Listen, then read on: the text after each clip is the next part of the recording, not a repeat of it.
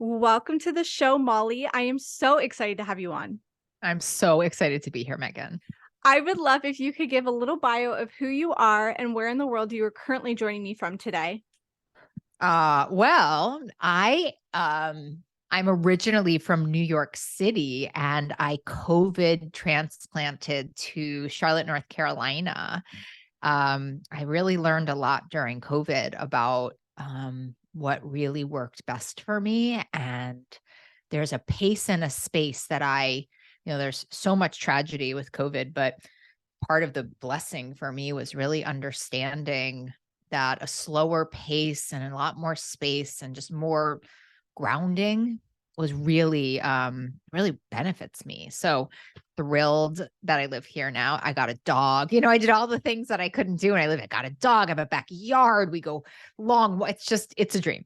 It's a dream. And COVID allowed for a lot of the work that I've done for the last 20 years as an eating disorders and addictions therapist. I mean, I didn't even know that you could have a phone call and call it therapy. And so, the forced hand of COVID really, really worked. And I think also expanded my view of community and I was able to really benefit from that. So that's where I am. And I am an addictions and eating disorders therapist. I also am a podcaster and an author. I'm also a trained shaman. I'm a lot of things. And I think the shortest version of all of that is I'm also a wounded healer. I sort of I walk the walk of the talk that I talk, right? And I'm in recovery from an eating disorder.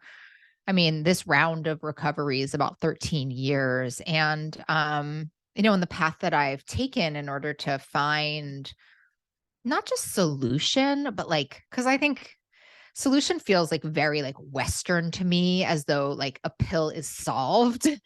And that's not how I experience my recovery from my eating disorder, or even from some substances that I've been in recovery from for a long time. It's really how I've found the peace and the flexibility of living life in a way that I'm content and that I'm helping others. And I'm really feeling actualized and living life. And, I struggled with an eating disorder and other addictions and hardcore depression for over 20 years without a solution. And it was super painful, I think, for me because I was sitting in all of these treatments, especially for my food and weight stuff. I weighed over 325 pounds and I would just be sitting in these treatments from when I was 7. My father passed away very traumatically when I was 3. And I started I actually don't know if I would call it an unhealthy relationship with food, but I started a dependency upon the nourishing and the nurturing of food that ended up really not serving me because I missed out on other ways that we can nourish and nurture. And when I was 7, my mom took me to a nutritionist. People balk at that, right? Oh my God. I think she was just outmatched. And I don't think she knew, I don't think there was a better idea at the time. And it's a really, really tough predicament to be in general if you're struggling with a child who's, compulsively overeating in front of your very eyes.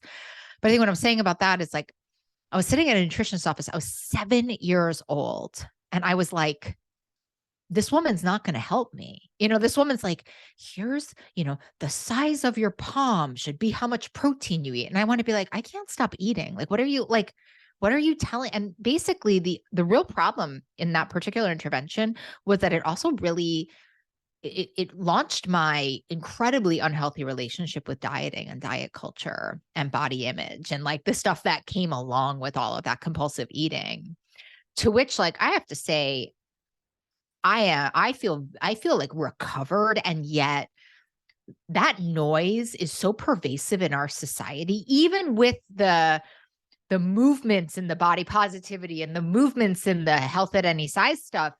It's still it's something I really lean in. I have to really work on, not daily, but certainly often. So, for me, the solution, I went through, gosh, so much treatment. I went to the weight loss camps when I was in my teens. And when I was there, again, I had the same thing. I would be well, this isn't going to solve my problem. I'm having the time of my life but they're not helping me, you know? And they weren't. And I would go home and I'd gain all that weight back, and that demoralization that comes with, like, I don't love this word, but like failure. It all of that diet culture stuff, I think, wreaks such habit on our spirit, of course, on our emotional health, of course, on our physical health. I think the thing that we don't talk enough about is like on that spiritual health.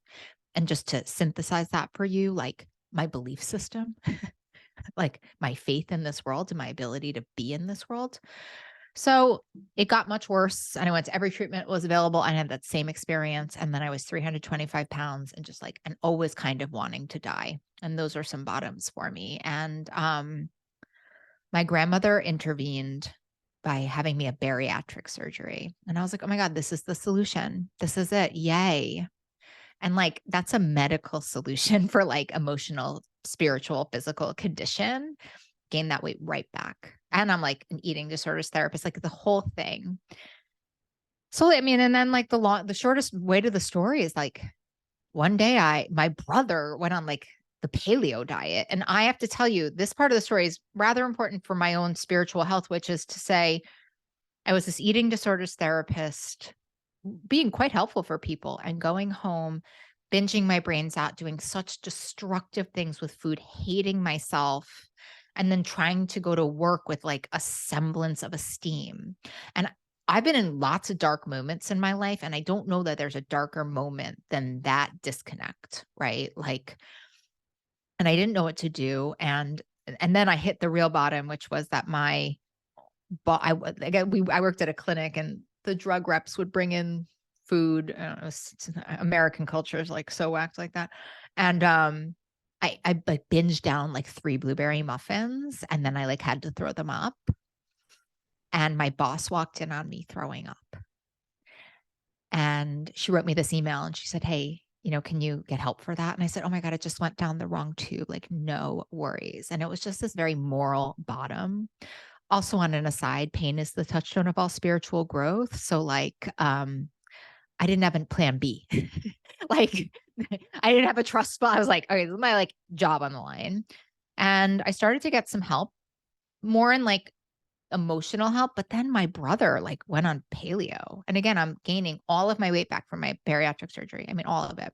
And I'm like, it's really bad in every way. And what I ended up doing was I stopped eating sugar and flour. You and I can talk about this at length. Is it an eating disorder? Is it we cut out foods? I have so many thoughts on it. And my thought is always going to be, if somebody tells you that there's one way, run away, right? There's no one way for everybody, but I eliminated those two items in my life, and my life changed completely. Completely. Oh, And that is such a powerful story. Thank you so much for being so vulnerable and sharing all of that. And it sounds like it's so interesting to have all these people from different walks of life come on, and some people have a very like profound catalyst, like it sounds like you did in your life, that led you down a path of overeating and addiction and all of that stuff. And sometimes it just for some people it seems to just kind of creep up on yeah, them, and then all of a sudden they're like, I don't like, one day I was this weight or this way, and then it seemed like next week I was so overweight, or I was so depressed, or I was having suicidal thoughts, and I had a great childhood and I don't know what led to that. So yeah. thank you so much for being so vulnerable and sharing on that. I'm curious if, I mean, I know it was a long time ago, but is there anything in your life that you feel like you were missing, like a component of, that you needed? I don't want to say like to stop the binge eating, but you said you were going to a nutritionist who was like telling you like eat this amount of protein. I'm assuming Yeah. she was like eat this, don't do this. But was Right. there like an emotional connection that you feel like you were missing that led you to keep overeating and binge eating? Oh yeah. I mean, I think, listen, I think there are some people who just have like a physical food issue, right? Like, and then they don't know, and then the nutritionist says, "Hey, like how about like skim milk?" I mean, that's actually really dated, but like how about like almond milk? Like, and we get you off of dairy or whatever it is. And the person's like, "Oh my God, yes." And then like their whole life changes. I got to tell you, that is like the opposite of my experience in life. So Yeah, listen, I've been a therapist a really, really long time. And I think the thing with food that's so fascinating is that like when we are little, teeny, born and we cry, what do? We give the baby food. So the nurturing and the nourishing that comes from food and complicates the relationship is pretty profound. And there's a lot of studies about addiction, which I actually classify my relationship with food, and not everybody's, but my relationship with food as like a food addiction. I can say that I'm also a recovering alcoholic, and I can say like there's very similar experiences when sugar and flour goes into my body as when alcohol does. And, so for me, it's like the medicinal way and so there's a lot of links between trauma and addiction, like all day, right? And Gabor Mateo says, not why addiction, why pain. And so I think losing a parent really early in life, and I had a really young mom, and I think she was like kind of outmatched, as I said. And I'm a super sensitive person from the get go. I think that one of my mentors says, there's the nature of the person, there's the nature of the substance, and then there's the nature of the environment. And that really can create like a perfect storm. So, absolutely, I think I wish it was about food. I wouldn't even do this for a living. It was just about food for me. I think this is profoundly spiritual and emotional for many of us. What was you said you struggled with even alcoholism. When does that start to come into play? Do you remember like a catalyst moment in your life where that came, more than just the casual drink? You're like, this is becoming like a problem. Y- It's a And great question. Yeah, this yeah, is fabulous. I'm very into these questions. I love I love self thoughts about this. But so like for me, like I've never been a casual user of things. That's why like moderation doesn't work for me. So I think like even when I was like 14, I was like funneling beers, and again, just to answer your first question with your second question, like was it because I felt so less than I wanted to be included with everybody. It seemed like it's made me feel cooler. It made me feel thinner. It made me feel all those things. And I had a bunch of really negative experiences with alcohol. Like in my freshman year, I was in the hospital for over drinking. What I think is really interesting about the question is when I had bariatrics or when I stopped eating, when I stopped being able to medicinally feed myself, I started to medicinally drink. And so again, it's like that speaks to the spirituality, I think, of addiction. Like, okay, I can't fill that hole with food. Great. Bring in alcohol. Okay, great. Bring in shopping. Okay, great. Bring in obsessing. Oh, okay. Bring in like relationships. Like it's like you switch seats in the Titanic to some extent. I would love if you could talk about, besides just the idea of like overeating or drinking too much, what are some other things that you experience that maybe people may not make that correlation to? Like, were you said you were struggling with depression? Were you Yeah. super anxious? Was there, you kept entering bad relationships? I'm just making things up. I have No, no I mean, idea. listen, it's like you follow me around, babe.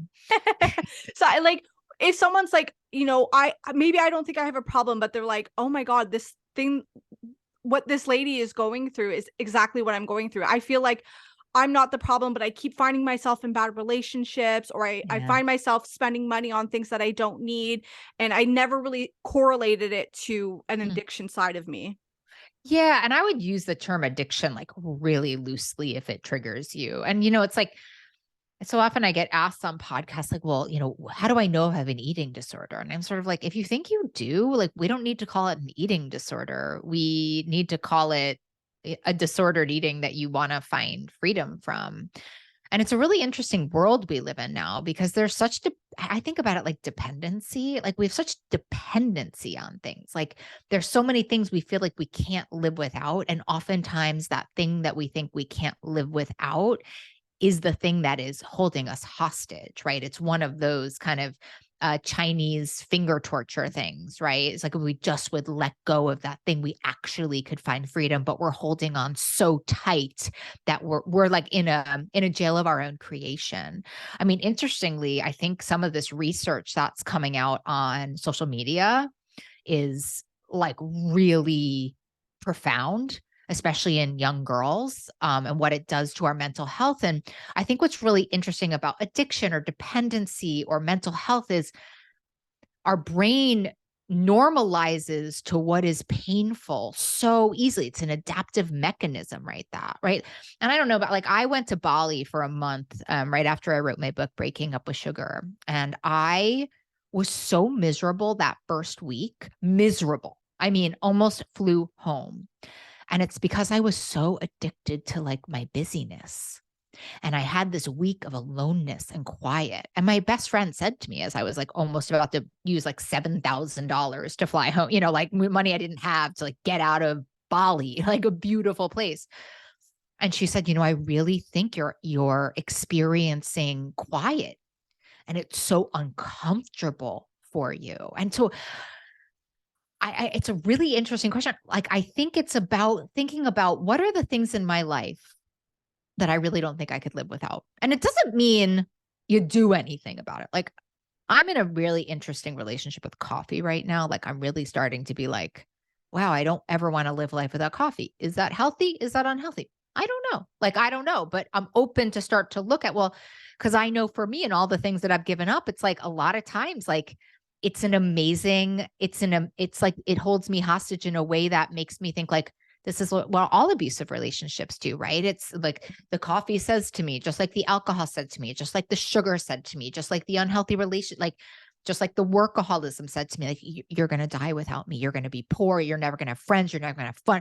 And it's sort of like, if you just look at the known things in your life, and if the noise of giving it up is so loud, this is the only thing I want you to do. Don't do anything, first and foremost. Second of all, just put a little note on it and just say, that's interesting. Maybe I'm open to that. Change doesn't happen all at once. That's why stages of change are so important. You said your brother went through or did the paleo diet, and the one thing that you did was cut out sugar and flour. Yeah. I'm curious what that looked like for you because I think it's something that is not talked a lot about. And we hear it, sugar's bad for you. You shouldn't be consuming sugar. Sugar can be addicting. But I don't think people really correlate that, like, your body absolutely goes through withdrawal when you're Oh, letting things like caffeine go or sugar go. Like, what were those first few days or even weeks like when you were did you have to have sticky notes to remind yourself not to eat it? Are you like listening to podcasts to be like, okay, I can do this, like don't have the sugar? Like, and what did you physically go through letting go of flour and sugar? I was so scared that I was about to lose my job and I was gaining so much weight. And not that that's good or bad. It just like, it was just not right for me. Um, I just had my head to the ground. But the thing that was really interesting was like, I was like, oh, I'll just go on this fad diet. And I think the detox, being an addictions therapist, even then, for as long as I was like, I'm going through fundamental detox right now. Like that's not just a diet. And the other thing that I think really opened my eyes was like, maybe in a week's time, I started to feel, which we don't usually wait a week's time. I started to feel so much better and I stopped having cravings and like just life became so much easier. And then I started to dig into the research and honestly, I switched my whole clinic. I mean, my whole clinic changed like in one day. It was like really amazing. So I think the detox part, it's interesting because one of the big things that I say to clients and people who I interact with even on social media is that like your recovery needs to be as big as your disease or, your solution needs to be as big as your problem. And those are all things I say to people like sticky notes and podcasts and connection. But I think I was so scared that I was like, I just had my head to the ground and I just did it. And then maybe 3 months in or so, I was like, this is just what I'm doing. And I'm one of those people, like some people are like, I want to add back this. I want to add back this. I want to have a piece of cake every now and then. I have to say that the benefits for me, arguably psychologically and emotionally, and I think physically as someone who struggled with morbid obesity for so long, it really is very hard for me to gain all my weight back eating like this. And I love what I eat. I've never wanted to be moderate ever after it. It just doesn't serve me. And I've seen a lot of people do it a lot of different ways. And I think you're right. Like, I mean, we could do 7 podcasts on the data on sugar. I mean, we really could. And I think the reason that people don't look at it is because they don't want to. It's a scary, it's conceptually scary to people. But by the way, as per your last question, that's a good reason to look at it. It's a Buddhist belief, right? The things that we are most attached to are the things that cause us the most suffering. It's so true. It's funny because I feel like I'm sure as a therapist, I'm gonna say something, you're gonna be like, "Oh my god, I feel like there's a lot here that we can dig into." Um, I feel like I have well, it's funny because I would say, like, my husband says I definitely have an addictive personality, and I never kinda made that correlation because there's, like, drug abuse, alcohol abuse in my family, and that was never my problem. I'm not that person who I mean, I might have, like, 5 glasses of wine a year, and, like, Mm, if people see me, they're like, good "Oh for my god, you. what are we celebrating? This is amazing, Megan's drinking." For me, it's almost the opposite, like, I'm almost so addicted to, like, working out or, I mean, working out is probably my thing right now, and I'm really leaning into, like, if I miss a day, it's not the end of the world because I Yeah. beat myself up, and it's like, "Oh my god, I didn't do my walk today, I didn't do a workout today," like and I almost get into like, "Oh, well, like, that's a day of, like, now I'm gonna start to put on weight," Hmm. and it's it's not it's funny, not haha, but it's funny because I feel like people don't really think about addiction in that way, like, if you're going to I listened to a girl talking on a podcast who was like, If I went out to a restaurant, I brought my own salad dressing Yeah. because I couldn't trust what the restaurants were giving me," like, that's a problem, that's an addiction, if you Well, that's can't called orthorexia. Yeah, that's called Okay. orthorexia. So yeah, I mean, all the things you're actually talking about, if you want to play the diagnosis game, like right, like there's so many. I myself had a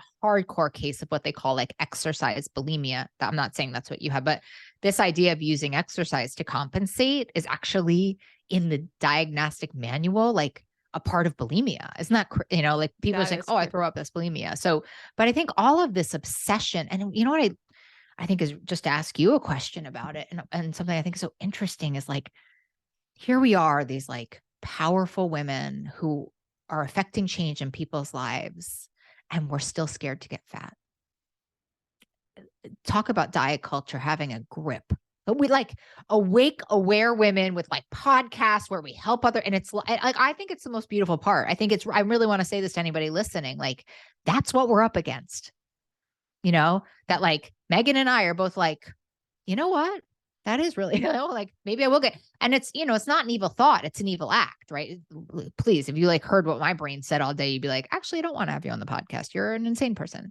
It only matters how we behave. But, you know, I think that they're eating disorders, which is my specialty, right? Like they're layered. So I also want to say, like, while we're up, right? Like there is such like compulsion to not eat, right? And I think there's a lot of people who are getting so specific about foods, and it's so ingrained in this positivity in our culture, like, oh, it has to be gluten free. And like that's orthorexia. I mean, that's its own eating disorder. And I think, when we put exercise on a plane that will do it even if it doesn't benefit us physically or in our schedule, or we have such attachment to it, right? What I want to say to everyone listening is like, you're missing out on freedom. That means it controls you. I think that's the answer to your question. If it's something you can't live without, with the exception of like air and like your dog, take a look at it, because what I suspect is that there may be some freedom on the other side. But I'm with you. When I first went into recovery from my eating disorder, I had a trainer who said to me, I can't train you because you're hurting yourself, because you're training with me and then you're going to this. And he's like, and I'm not going to be helpful because you're over exercising, but also like this is dangerous. It was the first time I heard it, but I've had to work on that too a lot. It's all a journey. It's all You know, it's like a learning opportunity, and I feel like I'm getting better, but it was funny because it was, like, probably a year ago that he not, like, called me out on it, but I was like, "Oh," like, but it's good for you, so how can it be, like, an addiction? He's you like, know, "Because you can't go a day without doing it, or if you do, like, you beat yourself up over it." yeah. So if someone has an addiction to and I can Or appreciate let's this, say like a disordered relationship. a Let's disordered call it, let's relation soften it. That's better. A disordered relationship, and I can appreciate this would be different for everybody, but in your opinion, what is the best kind of way to approach it? Are we cutting it out slowly? Are we like extreme, like you got to stop doing it like the next day type of work? Is it like change your environment, whatever is hurting you, you need to get out of that environment? Because I also really believe that plays a huge Oh, role in how to of people going course. back. Except for that we would want to say that, of course, like you want to plant yourself in new soil, but it doesn't mean you can't get well if you're in shitty soil. Are For we allowed sure. to curse on your podcast? I'm Yes, sorry about that. absolutely. Yeah, Yeah. I think that's a huge, because there's this data that supports that like the 5 people that you spend time with are like the most influential people in your life, and so many people, like 4 of them are just completely toxic. It doesn't mean you can't get well. It just means it's like a little bit harder. Yeah. So So I'm curious, like, what, in your opinion, I guess, what is kind of the best way for somebody to like make that change in their life so that they have a, I don't want to say like a chance of succeeding, but like really making that positive change in their life? let's like use the word freedom though, because I think like when we're talking about an end game, like I'll tell you, like, the most miserable we'll ever be is if we like have a drinking problem, we stop drinking, and like we think that's the end game, right? Because then you're just living your life without the numbing agent that has you not look at your life. There's this amazing study. I'll try to do it as quickly as I can, where they give rats like a bunch of heroin, and like they get the rats addicted to the heroin, and then they like offer the rats heroin, and the rats are like, yes, we want this heroin. And then they create this community for the rats where there's things to play with, there's other rats, it's like amazing community. And then they offer the rats heroin, the rats don't want heroin, they want community.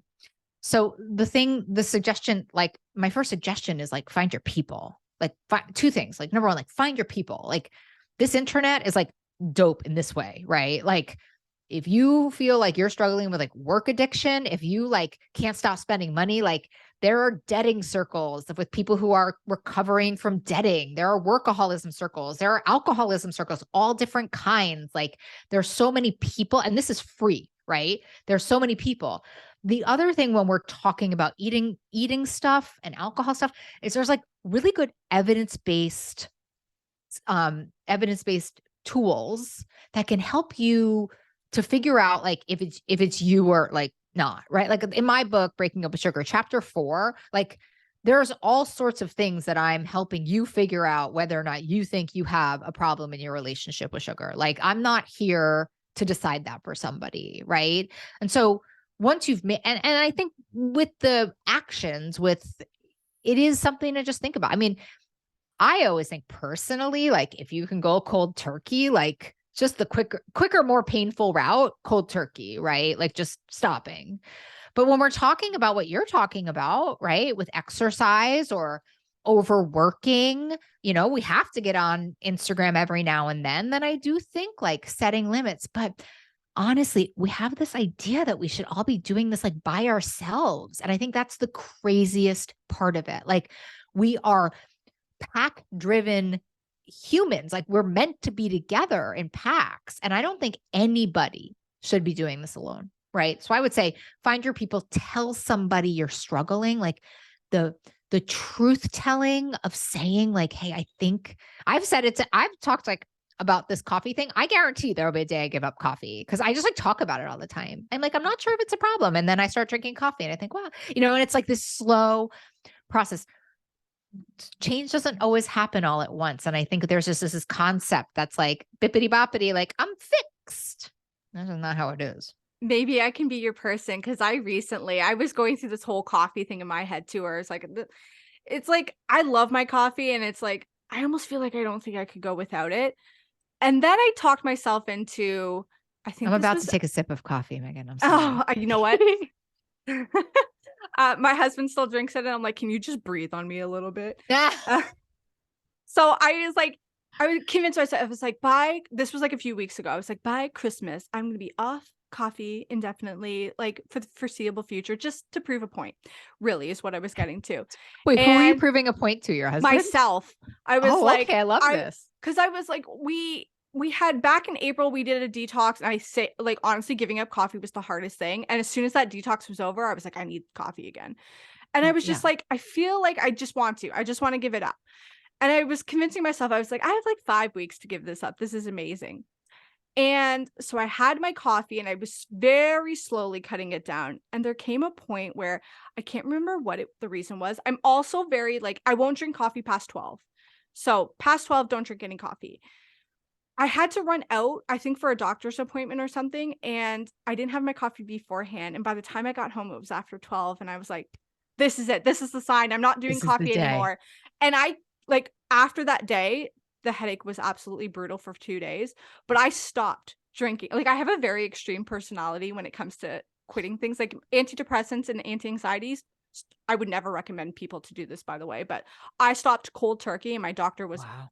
furious at me, but I was like, Yeah. "I need to, like, I can't have this step down thing, it's gotta be, like, immediate for me, and I'll deal with the consequences of the I'm sort of the withdrawal." same way. Like as there's a, but I've helped a lot of people who like just gave up like cookies and candy first, and then they gave up this, and like again, listen, honestly, the only thing I ever care about, it's like if somebody tells you that there's only one way, run away. Like period. Like period. They're not your people. It's just that simple. It's not you. But I'm like with you. I'm like, listen, if I'm going to give this up, I'm going to sit in bed for 2 days wrapped up, nail it. I got to tell you, it's like, and I know it as I've given up cigarettes and alcohol and sugar and flour and workaholism. And I'm like, this is the same thing. I'm not ready yet. There's a really interesting, if anybody wants to Google the DiClementi stages of change, it really talks about this idea of change being, we contemplate and then we prepare and then we take action. And I'm just in like just not there yet, but I love, wait. And so do you feel like so much better now? You know what is so funny? And, like, As I like literally am I'm just downing like, I just it's like, if so you're not wonderful. watching this on YouTube, I'm literally like, as she's talking about the coffee, I can't stop drinking it. Like, do you think I have a problem? No, honestly, that used to be me. Um, I wish I could tell you my head is clear. I feel like 1,000. I don't feel any different really, which is Megan, that's like, not helpful. So I maybe I'm know. not giving up I coffee. know. Well, and it's like maybe it's like because I still like dream about it and like my husband doesn't help when he like and it smells so good in the morning, It's but I'm like, delicious. And the so hot, I mean, the whole thing. I know. Well, and that's I was like, no, no. People say they give up coffee and they feel like $1,000,000. And I mean, maybe in a month I'll be like, okay, this is what the feeling people were talking about. But I'm Well, like, the other thing about us is like I live like a very healthy life. Like this is the only thing. Like I work out, like you, I work out, and I watch my. It's like I don't know. It's very loaded. I mean, this is a very good example of you have a problem with something, and it's okay that you're not ready to deal with it. that was me though too. I was like, I'm like, I don't drink, I don't smoke, I have coffee and I curse. Like if that's Yeah, my me problem, too. that's a problem. I'm fine with it. And then And I shop a little bit too much on Black Friday. oh, see, my whole thing is like I'll spend money on like books and yoga stuff. I'm Oh, not good really for like a you. purse or shoe person, but if it's like yoga mat or like this new book came out, I'm like, I have to have that. Oh, look at you. That's really great. I'm not uh, like that at all. I'm curious because I know you are into alternative healing. Yes. And there's this idea sometimes of like sometimes we go to therapy and I think therapy can be absolutely great. But for me, when I was in therapy, I always felt like there was things missing. It was like, this is Yeah. great. But I almost felt like at one point I got to the point of being like, I feel like I've plateaued. Like I've done what I Want to could know why? do. Yes, please. I'm so into us. Here's why. Because it's just so, like I said, I say this as like a long time cognitive behavioral and dialectical behavior therapist. There's just so much the brain can do. It's just like the brain's a really adaptive, but really like not well-made organ in that way. And so if we're just sitting and we're talking about it, it's hard for it to get well. The other thing, which is maybe most important, is like this data that's coming out, which I'm so grateful about, which is like, it's in your body. The problem is so often in your body. And this is what happened to me. I don't even know what year it is anymore, but I'll say 10 years ago, I went to Hawaii to be trained as a shaman.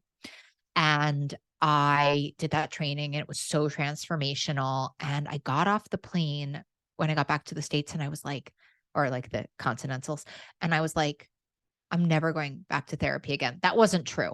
But I was like, there's nothing wrong with me. That's the transformational experience I had through like the shamanic things of like doing breath work and like doing all these journeys. I was like, there's nothing wrong with me. And I'm sitting in therapy. And again, this is like an individualized experience and my own stuff. And we're ready when we're ready. But I was like, I'm never doing that again. And I really moved into becoming Reiki master, doing, I'm a Tibetan bowl healer, like, like this energy stuff. And I also think, for whatever it's worth, I think that this new movement with psychedelics is life changing. And I'm about to start to try those personally, because I think, like, I haven't taken an Advil in 11 years. I mean, like, I don't, it's not for me. I don't do well on that kind of stuff. I do well on acupuncture and expressive medicine. I don't do well on suppressive things. But to back to your thing about therapy, like, yeah, it's probably your brain was probably like, I've done all the work I can do, go on a yoga mat, right? I've done all the work I can do, go do some somatic therapy. I've done all the work I can do, have someone move my energy, right? Like, there's only so much therapy can do. Yeah. Totally, like, I'm taking you on a separate tangent before I ask you a question, but I Here for literally it. just had a psychedelic expert on the podcast. His episode Oh, came out on Monday. Like, if you have ever been like, I'm curious, but like, I just need that extra push, that podcast episode will do it. Like, I've been kind of interested in trying psilocybin, mm-hmm. for the Well, you live in psychedelic. Canada, so that's probably easier for you, huh? You know what? It's funny is I would thought so, and the guy who was on Matt, he kind of confirmed that, but he's like, it's easier than you if you know where to look in the States and Canada. He's like, you can Right. find all of this. I mean, I didn't even realize we had ketamine clinics available here, which is I mean, I'm going on a tangent, but I No, was like, I'm this is I'm doing awesome. ketamine on Friday. I'm starting ketamine assisted therapy on Friday. Like, I can't Okay, wait. we have to stay in touch so I can know Yeah. what your Oh, experience was please. like I'm with that. chased the whole thing. Yeah. I'm more excited for that than I've been for anything in the most memorable parts of my life. I just have these residual traumas that are really impacting my life. And I am so ready, given the data on ketamine and the data on ketamine for people like me who have done everything. Like, I've Yeah, hustled, I've yeah. hustled long enough. I am so excited about it. I hardly know what to say. Oh, I'm so jealous. Okay, yes, we're gonna have Well, to I'll keep in keep in touch touch. I'll let so you know. I I'll probably can. do like 15. I'm probably going to like become a ketamine assisted therapist. Like, I have this great specialty and I'm probably like throw it all out of the wind. Oh, I love it. So, I wanna back right up to you Wait, can you I just say one more thing to people in yeah, therapy? yeah, Because this is what happened for me. I mean, when I'm sitting with people in therapy and they're not getting well, I send them to trauma therapy. I'm like, I am humble enough to, and I say this for people in therapy right now. I'm humble enough to say to them, listen, we have done all we can do talking about this. It's time for you to go get some EMDR, which is a great evidence-based measure of healing trauma, and healing is then it's just usually a nervous system thing. Right. So if you're sitting in therapy, if you're having the same experience that Megan and I are talking about, you know, and I write this even in my book. It's like, if you're trying to like stop eating and you just can't do it, it might not have anything to do with sugar. Like, it might just have to do with trauma, and go get your trauma healed.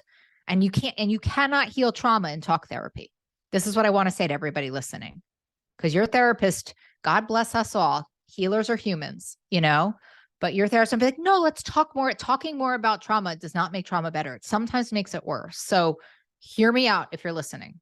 Okay, sorry. It's like my public service no, announcement. I know, I appreciate you I saying that get because that's lit up about therapists who are not trauma trained trying to heal trauma. no, I love it because that's the where I felt like I had talked about well, it's I mean, it's I was there for more of, like, my obsessive compulsive disorder, but I had Yeah. had, like, a sexual trauma experience in my life for many years, and I now that I think about it, I'm not even sure that we ever brought it up, but regardless, with this talk therapist or with my cognitive behavioral therapist, I just got to a point where I was like, I feel like I can't move on forward because we're talking about the same things that I feel like are holding me back, right? Like, Yeah. I'm ready to, like, not worry about this anymore, I and love that. yeah, it was, like, a very profound moment where it was, like, she was great and I had her for a very long time, but I just felt like I needed to move forward with my Well, life. I mean, I think that, and I, again, like, there's no one way. Like, Mhm. I have a patient I've treated since she's 18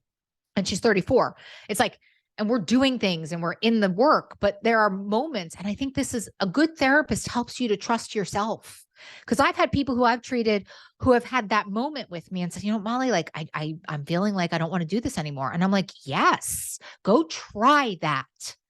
right? Like I would be so excited if I had a client that said, you know what, I'm feeling like I want to go explore other things. I'd be like, go. And there are other therapists who are a little bit gaslighty who will say like, well, like, who does that remind you of? And are you sure you want to do like we're all fine. This is all luxury stuff we're doing. It's like, so I think it's so important. I love that. Isn't the point of life to tap into the intuition and follow it? Like, isn't that really just the end game? Yeah, yeah, no, absolutely. I'm curious, what was that next step for you? Your brother's doing paleo, you've decided to cut out sugar and flour. Like, what was the next sort of maybe even alternative healing thing that you do? Are you called to start yoga? Do you find yourself somewhere in a sound bath? Like, what kept leading you forward on this path of recovery? Oh my God, that's such a well, I was in 12 steps for food and then I was in 12 steps for alcohol too. And so I think that there's a part of how those programs go that are very rooted in spirituality, right? So the thing that I think came after that was, by the way, like a very dark moment because I had given up all of my substances. And my stepdad was like a big transcendental meditation person. And he was like so annoying about it that I was like, I will never do transcendental meditation. It's awful. And then again, pain is the touchstone of all growth. And so like I was so dark and I knew enough about meditation. And so I said to my stepdad, like, okay, can you give me your teacher? So I started transcendental meditation and prayer. And those have been really pivotal for me in my knowing of my own internal resources inside. And I think in many ways, journaling, prayer, meditation helps me to know what my next steps are.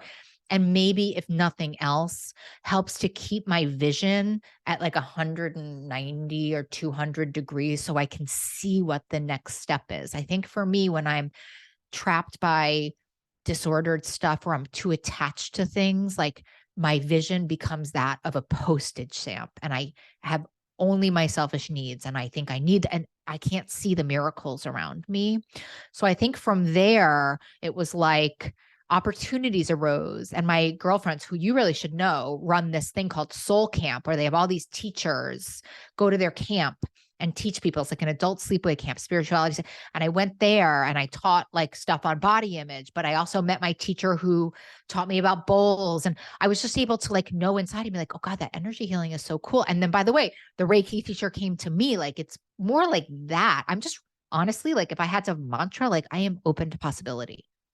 I am open to, I teach the spiritual fitness class. You'd be obsessed with it. I'm gonna tell you about it after the podcast, but we do these mantras as we move. And one of the mantras is like, I am open to possibility, right? I'm stronger than I think. And I think being open to possibility, even just the possibility of giving up coffee, like I'm still open to, I think it's like hilarious. I'm so excited for like the path of my coffee, but I think after I started to remove these substances that were making my vision really postage stamp size, like teeny little hallway, I really like have a different belief system. As I believe in miracles. I like literally, like, I don't think anything's the final answer. I care differently. I can be involved more. Like, so it just started like, it's like the teachers just started arriving. It wasn't even like decisions. Like, and I'm just like a yes girl.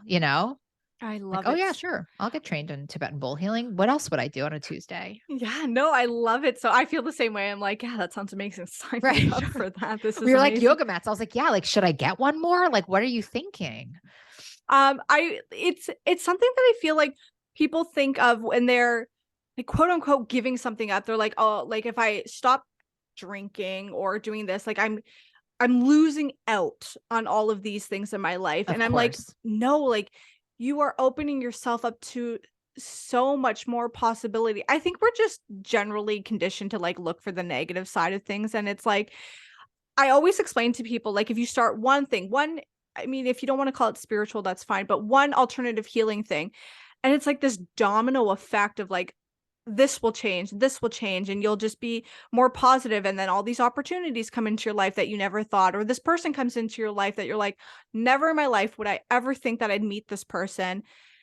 And I think it's just taking that first step to like doing something just really good for yourself. Or doing something that you're absolutely fucking terrified of. Yes. Yes. And here's the other Absolutely. thing we need to say. because I might be selling my life wrong.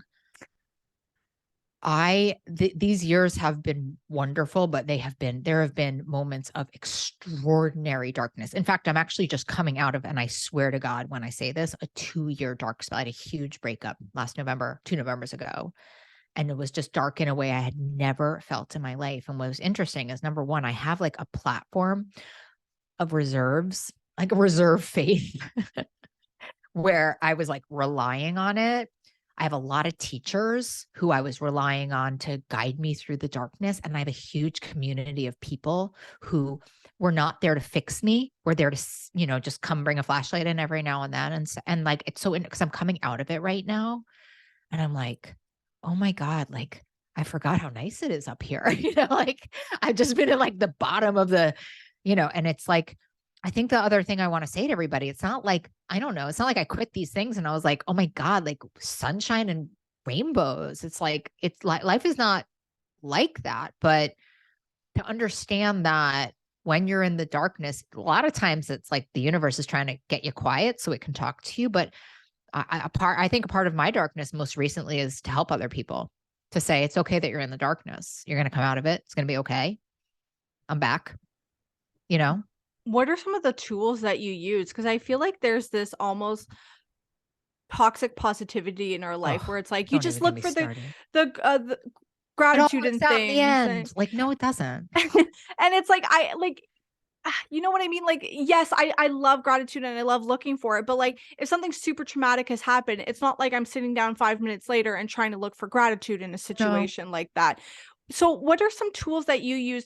Maybe not to necessarily like pull you out, but kind of at least make you stop Well, like, spiraling. sort of like one of my friends always says, if you're going to be sitting in the hallway, you may as well decorate it. Like, and I have to say, like, I actually think that gratitude, but really low grade gratitude, like quiet gratitude, like micro gratitude. Actually, I'll tell you, of all the spiritual tools, I actually think gratitude is the hardest. One of my teachers always says it's easy to be grateful at a banquet, and it's hard to be grateful when you love, this thing you thought was going to happen ended and things are falling apart. I've leaned in. I've just really, I think that acceptance is a really underrated virtue. I really do. And for me, when I'm saying I can't believe this is happening, I'm causing myself so much more pain than just leaning into like, this is happening. It's a dark time.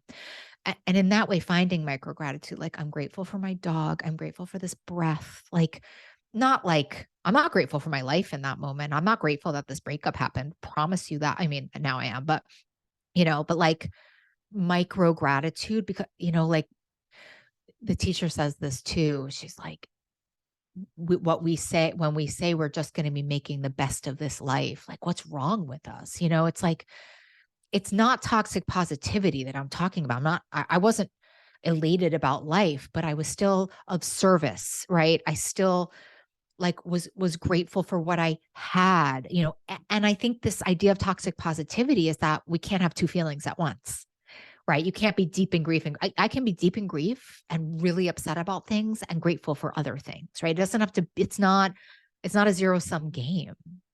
And I think for me, and this is really, I think, having given up so many things and had so much darkness in my life, I knew it was going to pass. And I had a lot of people around me who have the same spiritual belief system as me, who would just sit with me in this beautiful stoic way, knowing it was going to pass too. And I think that 5 people you spend time with is really important. My power circle, you could bounce a quarter off my power circle, the most wonderful, powerful, kind, smart people. And it really matters. My support team's pretty fierce. I mean, now I have you in it for my coffee sponsors. Fucking I great. was going to say maybe there's a reason why I came into your life. I can tell you that. It's I love what you said too about having people who are in your corner who are not necessarily there to change your mind or to change your feelings. They're just there to be your Oh, support. yeah. Because that is like I it makes me so sad when people are sad. I'm like, I immediately want to make them feel better or like, but look at this side of things. And it's I like, know. it's really Well, been it's conditioning my, so invalidating. One of my main people, my power circle, my AA sponsor, she would be like I'd be like in this darkness of this breakup in the beginning. And she'd be like, did you write a gratitude list? Have you called other people? And one day I was like, Beth, I'm just sad. yeah. Either you can decide that you're going to sit with me in this sadness, or like, I can't be in this relationship. And what was really interesting about that is like, it actually changed her too. Like, because it was about her discomfort with my feelings. It wasn't about my feelings. And I say that to somebody listening, like, you're saying it so perfectly. You're like, when other people are happy, I want to fix it for them. Of course we do, Mhm. but we can't change grief. Yeah. And It's just grief. that was a really profound moment for me. It was like this feeling that I have, this is on me, and I'm making something someone else is going through selfishly about me because I want to change them. It's like they That's just right. want to have a moment of being sad or angry or And it's whatever. so And powerful when I had to teach my sister how to do it completely, because she's like, a banker. She's always like, well, I'm like, Laura. And so she's great at it now though, but like, it's a really beautiful thing to bear witness to somebody's like, I just want to say this to somebody like, oh my God, it seems impossible. Like, think about the sanctity of witness. mhm. It's its own validation, really. Just sitting with somebody and being with them in their pain is it's truly spiritual. I mean, it's really spiritual. Yeah. Is there anything that I haven't asked you, whether it comes Well, I mean, we're to like having lunch. Yeah, thousands of I things. know this. I'm like, I'm definitely going to keep talking to you after this. But is there anything that you want the community to know, whether it was a routine or a health or wellness hack that helped you on your recovery path, or like a thought that, when you were in your dark space, it's like, I used this thought or mantra to kind of keep me moving, forward at least. Anything at all that you're like, you didn't ask me this, but I want the community to know about it? When I was in this darkness, I follow this teacher, Carolyn Mace. She's like an old spiritual guru. And she would say these three things. And I really live my life by these three things, which is number one, like gratitude, like don't waste this life away. It doesn't mean you can't be sad. It doesn't mean you can't be overwhelmed. It doesn't mean you can't be, but sort of like finding gratitude when there's scarcity. Like, it doesn't matter if you're at a banquet. Number two, anything is possible. Number three, you're exactly where you're supposed to be, right? Like that acceptance, like I am supposed to be here. I don't know why, it doesn't make sense to me, but I'm supposed to be here. And I've lived my life by those three principles. And I just want to say one more thing, which is healing is possible for every single person. Every single person. If you're in pain, we can help with pain.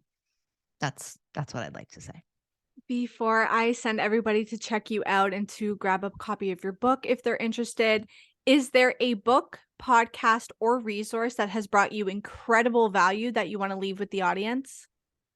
I mean, there's so many. I know you're like, here's a There's list.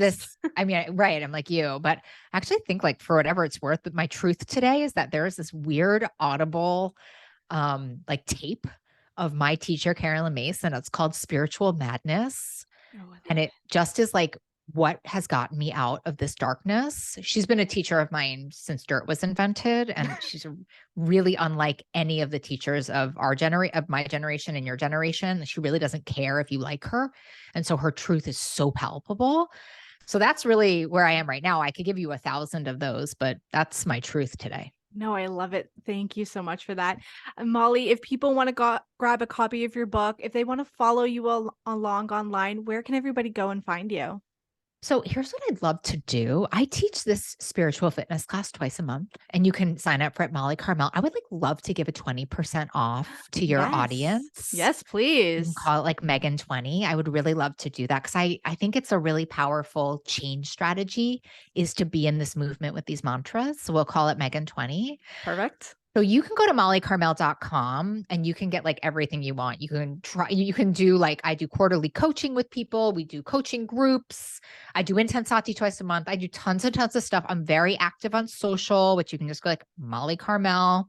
I have this amazing like free Facebook group that's like the most incredible community. If you're questioning whether or not sugar is a thing for you, come in there. It's really easy to access. And I have a podcast every single week called What You're Craving, where we just try to get to the bottom of like what the real stuff is. I love it. And it's a wonderful box every single week on every single platform. And then my book, Breaking Up with Sugar, which is on Amazon, anywhere indie books, wherever you want to find it.